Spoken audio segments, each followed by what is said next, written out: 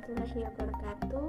Kami dari kelompok 4 akan membahas tentang budaya, bahasa, dan relasi antar manusia.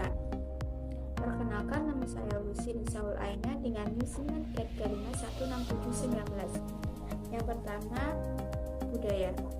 Budaya atau kebudayaan itu berasal dari bahasa Sanskerta yaitu kebudaya, yang berarti hal-hal yang berkaitan dengan budi dan akal manusia.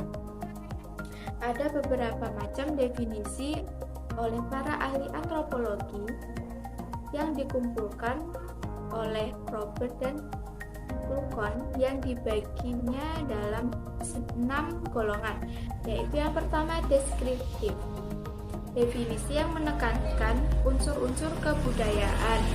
Yang kedua historis, definisi yang menekankan kebudayaan itu diwarisi secara kemasyarakatan.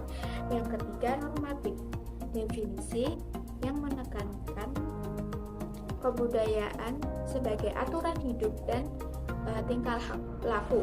Yang keempat psikologis, definisi yang menekankan penggunaan kebudayaan dalam penyesuaian diri terhadap lingkungan. Yang kelima spiritual, yaitu definisi yang menekankan sifat kebudayaan itu sebagai suatu sistem yang berpola dan teratur. Nah, yang keenam genetik, definisi yang menekankan terjadinya kebudayaan itu sebagai hasil karya manusia. Kebudayaan bukanlah sesuatu hal yang individual, melainkan milik bersama. Artinya, para warganya itu pemilik bersama dalam berpola pikir dan berperilaku. Hal yang dimiliki ini harus menjadi sesuatu hal yang khas dan unik.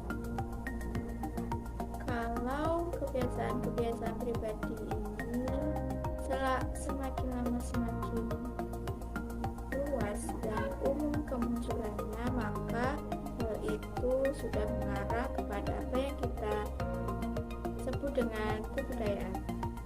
Selanjutnya yaitu bahasa. Bahasa merupakan suatu hal yang digunakan untuk mendeskripsikan ide, pikiran, atau tujuan melalui struktur kalimat yang dapat dipahami oleh orang lain. Nah, semua manusia pasti mempunyai bahasa yang berbeda-beda. Dari manapun dia berasal, tentu mempunyai bahasa yang berbeda. Bahasa ini bagi manusia adalah sama halnya seperti bernafas yang begitu mendasar dan perlu dalam hidup manusia. Jika tidak punya bahasa, maka akan kehilangan kemanusiaan kita. Di sini saya akan menjelaskan mengenai relasi antar budaya. Manusia sebagai makhluk sosial memiliki sifat berubah.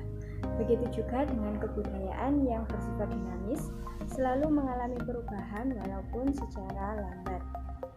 Perubahan dari kebudayaan, baik secara langsung maupun tidak langsung, berpengaruh pada budaya lokal.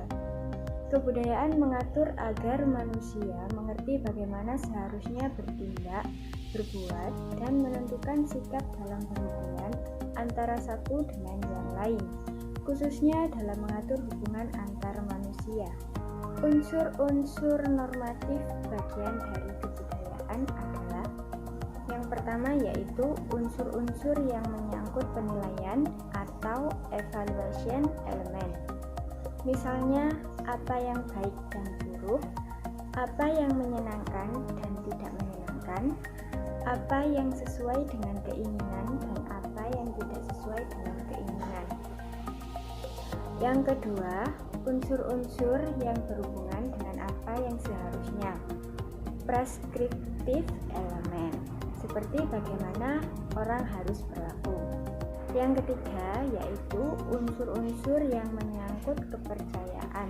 Kognitif elemen, seperti misalnya harus mengadakan upacara-upacara adat pada saat kelahiran, tunangan, perkawinan, kematian, dan lain-lain.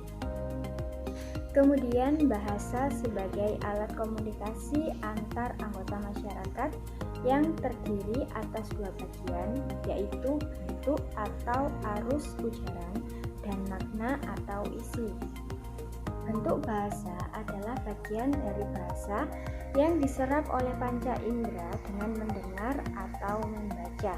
Dan makna adalah isi yang terkandung di dalam bentuk-bentuk yang dapat menimbulkan reaksi tertentu. Sekian penjelasan mengenai relasi antar budaya yang dapat saya sampaikan. Kurang lebihnya saya mohon maaf yang sebesar-besarnya. Wassalamualaikum warahmatullahi wabarakatuh.